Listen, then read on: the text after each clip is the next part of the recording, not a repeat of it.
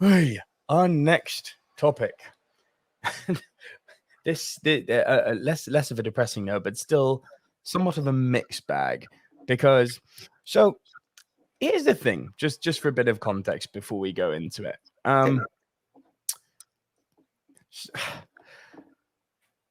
Disney were very, very brave doing the first ever screening of Indiana Jones and the Dial of Destiny at the Cannes Film Festival, a festival notorious for having harsh audiences, harsh critics, because it's obviously the creme de la creme of film. Some people will call it snooty and snobby. I would say you're missing the point if that's the case. This is where the greatness comes from for the next 12 months.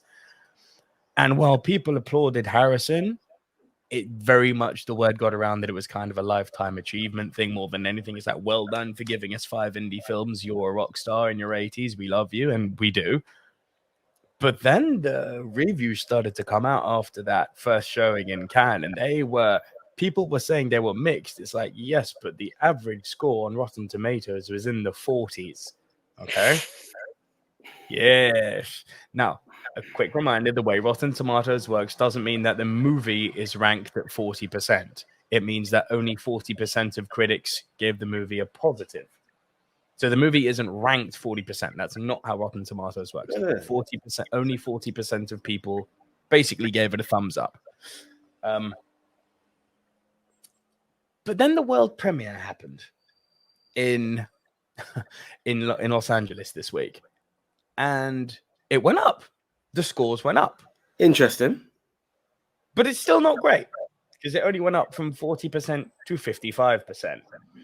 And if you ever wanted to see, like, we're going to go through it now. If you ever wanted to see, like, a selection of mixed bag reactions, I mean, you've got it right here. Let me just bring this news story up for you.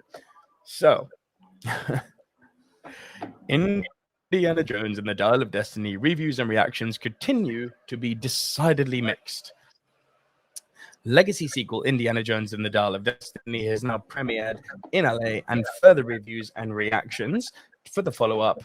Sorry, let me get rid of all the ads. For the follow-up have now come flooding in, and they range from dazzling praise to a major misfire. Since debuting at the 76th Cannes Film Festival, the response to Indiana Jones and the Dial of Destiny has been decidedly mixed. So let's wade into these latest reactions to Harrison Ford's last ride.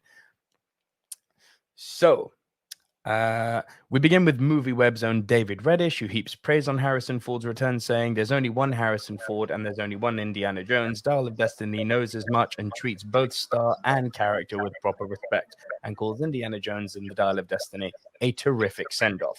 Good.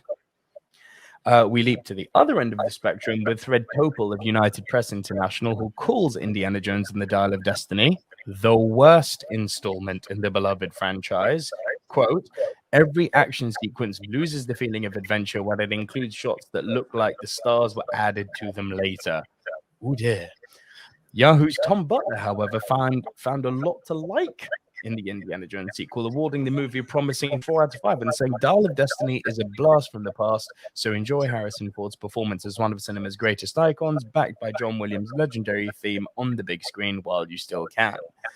Further reactions to Indiana Jones and the Dial of Destiny are equally mixed. Simon Thompson at Showbiz Simon says, #Indiana Jones and the Dial of Destiny is underwhelming. It lacks the magic, energy, and excitement of previous entries, especially the first 3 films, and largely feels somewhat pedestrian. It's a journey rather than an adventure, and the third act reveal is sadly a dud. Meh. That part scares me, AJ. It's a journey rather than an adventure. That is terrifying to read. Don Kay says, "Sorry to report that Indiana Jones and the Dial of Destiny is a crashing, bored, dull, nonsensical story, brutal pacing, and 0 interesting characters. The score was great and the picture looked sharp, but this is a major disappointment." Jeff Irving says, "Indiana Jones is firmly in the middle of the Jones pack for me. It's on target with its core themes, but lacks the surprise and magic of Indiana Jones at its best. There are key elements that fundamentally don't work in terms of plot logic. Still fun to see Ford punch Nazis again." Okay. But with every negative comes several positives, making it impossible to know how Indiana Jones and the Dial of Destiny will fare when it hits theaters at the end of the month. Mark Pacis says Indiana Jones and the Dial of Destiny may not live up to the level of the trilogy, but the spirit of adventure of those films is felt throughout. Good. It was a total blast, and I can't wait to see it again. This is the true fourth movie of the franchise. Sorry, not sorry, Crystal Skull. That makes me happy. John Hoey says Indiana Jones and the Dial of Destiny is a beautifully shot, pulpy adventure like Raiders with the heart, humor, and challenge of belief of Last Crusade. A fitting entry and ending to the franchise. Fans of Indy will enjoy the ride. I look forward to seeing it again. This baby moves. Great. Lee Travis says Indiana Jones and the Dial of Destiny is a solid entry in the franchise. Don't let the initial festival reviews scare you away from this film. Too much de-aging used, less is more, and the runtime needs to be trimmed. But overall, very much enjoyed. And it goes on and on and on. So, AJ, I'm actually going to put it over to you. Are you excited for this movie? And are you planning on seeing Indiana Jones and the Dial of Destiny on the big screen? Big screen is a big question. It really depends what else is around at that time. And God, to be honest, truth, if you beat me to a review, because it's not high priority in my list. I've got no beef with Harrison Ford. I've got no beef with Indiana Jones. I'm more, Indiana than I was Han Solo. Was I happy to see him in Star Wars? Yes. I don't know. I think it's very difficult. I'm a completionist, so yes, I want to see it. I did roll my eyes when I heard this film was coming out, though. It just felt wrong. There are certain things that an adventurer can only be of a certain age, and that's what's throwing me off. Mixed reviews isn't helping the situation, because I believe this is where you're in nostalgia. Like, those who cling on to nostalgia are the ones giving it the better reviews. I personally, what I feel, I don't believe as a standalone film, had this been a new franchise and Harrison Ford was playing Indiana Jones for the first time at this age, people would be like, oh, this is amazing. He's still got it. That's just the truth. I will watch it because I want to complete. Am I going to be over the moon about it? I doubt it. In the cinema?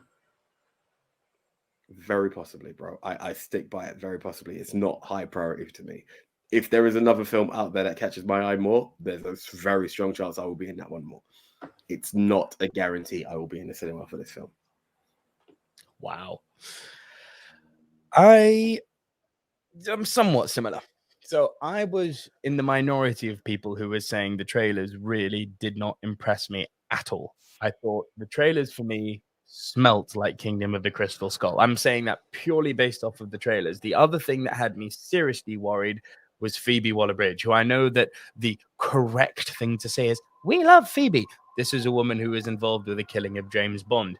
This is the woman who is involved with making robots ultra hardline feminists in Star Wars. This is a woman with an agenda, and if I get one whiff of that agenda when I see the movie, I'm going to be annoyed, and if it continues, I may exercise my right to use my one token of walk out of the cinema a year and walk out. If I get too many whiffs of Phoebe doing Phoebe, I'm leaving the cinema.